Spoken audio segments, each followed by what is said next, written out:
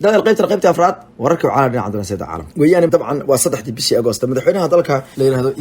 Ibrahim Raisi ayaa Mareykanka ku soo socda muxuu ka soo doonayaa markii way isweydiinaysaa madaxweynaha dalkaasi waxa uu kamid yahay xataa dadka Mareykanka uu cunaqabataynta fiisayaasha ku soo rogay taasoo jirta ayuu hadana madaxweynaha dalkaasi Ibrahim Raisi uu ka soo qayb galaya shirka bisha dambe ka qabsoomi doona golaha guud ee qaramada midoobay ama shirka loo dhan yahay ee meertada 76 sida uu sheegayo afayeen Ali Bahradari Jahrami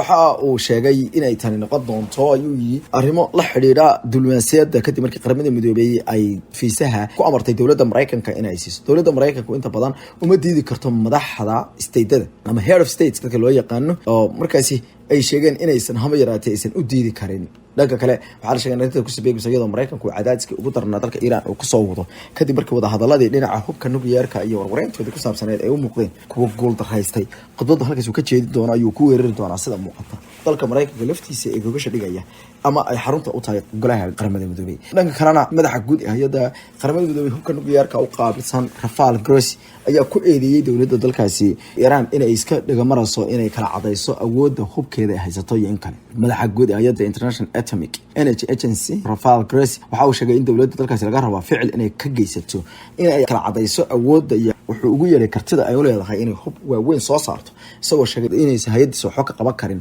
haddii dawladda dalkaasi ay diido inay wada shaqayn ka soo biso qadiyada tan ayaa ku soo beegmaysa iyadoo dhawaan ay dawladda Iran ku tooqday inay maalmo yar gudahood ku samaysan karto hubka nukliyeerka gumcidiisa famka taasoo ka dhigan inay qarka u saaran tahay inay haysato dhammaan aaladii iyo waxa la yiri qalabkii ay ugu baahneed inay taas samayso hay'adda FBI da dalka Mareykanka ayaa iyaduna waxa ay gacanta ku soo dhigtay nin kamid ah dadkii loogu doondoonista badnaa ee dhinaca daroogada ka ganacsada oo loo yaqaano Rafael Carrero kaasoo loo arko ayaa la yiri in uu muhiim u ahaa dagaalka ka dhanka daroogada ee Mareykanka uu raadiyo Mareykanka ayaa ninkan doondoonaya muddo aad u badan waxaana ugu dambeyntii la sheegay inuu kamid yahay dadka ku soo daabula daroogada 15 bishan ayaa la qabtay Mr. Caro waxaana la aaminsan yahay inuu kamid yahay dhaqdhaqaaqa weyn ee loo yaqaano Guadalajara Cartel oo ah dhaqdhaqaaqa daroogada ee ugu weyn carteliska waxaa loo arkaa inay yihiin halista waaweyn ee Mareykanka ka dhanka ah sida loo arko dhanka kalena dawladda Mareykanka ayaa 3 sanadood ku xukuntay gabadh Soomaali ah taasoo laga soo musaafiriyay dalka Netherlands oo ay dhalashadeeda haysatay gabadhan oo leedahay Farxiyo Xasan oo 38 jir ayaa lagu xukumay magaalada Alexandria ee gobolka Virginia kadib markii lagu helay iyadoo 15 dumar oo kale inay lacag u rurinayeen ururka al-shabaab ee Soomaaliya ka dirra dawladda dalkaasi ayaa 3 sanadood ku xukuntay gabadhan kadib markii ay qiratay inay lacag $300 ay ku bixisay al-shabaab sidoo kalena ka qayb qaadatay urur ilaa 15 gabdhood isugu yimaadeen oo qol ah taasoo ay uga wada hadlayeen sida loo caawi lahaa dhanka kalena ururka Pakistan ee arrimaha siyaasadda Imran Khan ayaa mar kale wajahaya loolan adag iyo waliba dagaal bahsan oo ay ku hayaan guddiga doorashooyinka dalkaasi ee la aaminsan yahay inay u shaqeynayaan dalalka shisheeye sida dabcan ku eedeynayaan Imran Khan iyo kooxdiisu ayaa ku eedeynaya inay dalalshay u shaqeynayaan waana u egtahay dabcan ururka waxa la yiraahdaa Election Commission of Pakistan waxay sheegeen in ururka Pakistan Tahriir Intisaaf uu helay lacag sharci darro ah taasoo ay soo direen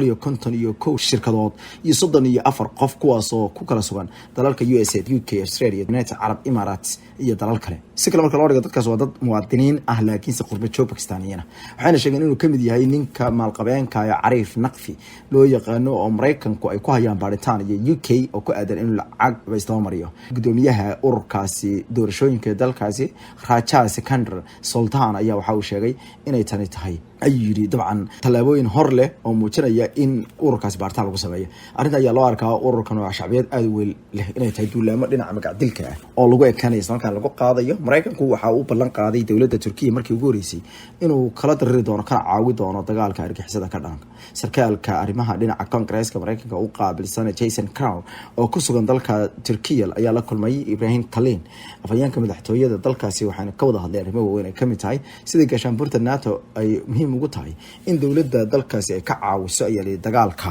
baan ee kula jirto kooxaha wax qarbada dawladda dalka Turkiga ayaa doonaysa in laga caawiyo dagaalka kooxaha ay Kurdiyiinta kamid yihiin oo argagixisada aqoonsan tahay kuweydna ugu dambeyntii dawladdii waa la aqbalay isla markaana ra'iisul wasaaraha cusbaa kadib muddo 2 sanadood iyo badh ah oo ay khilaaf ka jiray ayaa la ansixiyey golihii wasiirada oo 12 xubnood ka kooban oo soo magacaabay ra'iisul wasaaraha cusub ee dalkaasi Axmed Nawaaf Al-Ahmed ayaa ugu dambeyntii la dhaariyay iyadoo lagu dhaariyay xarunta madaxtooyada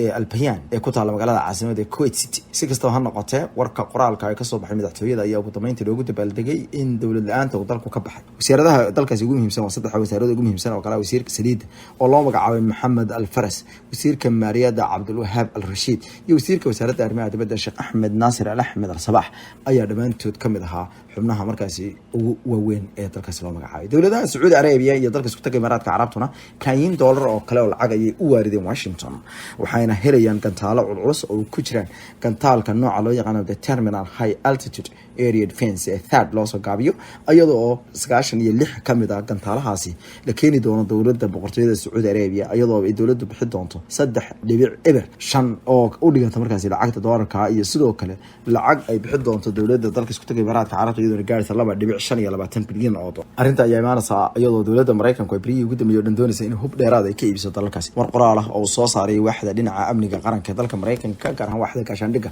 ayaa sheegtay in dalalka khaliijku ay u baahan yihiin wali hub ay iskaga dhiciyaan kooxda Xuuthiyiinta ay u arkaan markaas cadawgooda koobaad taasoo ay sheegeen inay ku hubeenayaan qalabka ugu fiican ay u awoodaan oo ka dhigan inay si xoog uga waabi karaan cadawga amaanal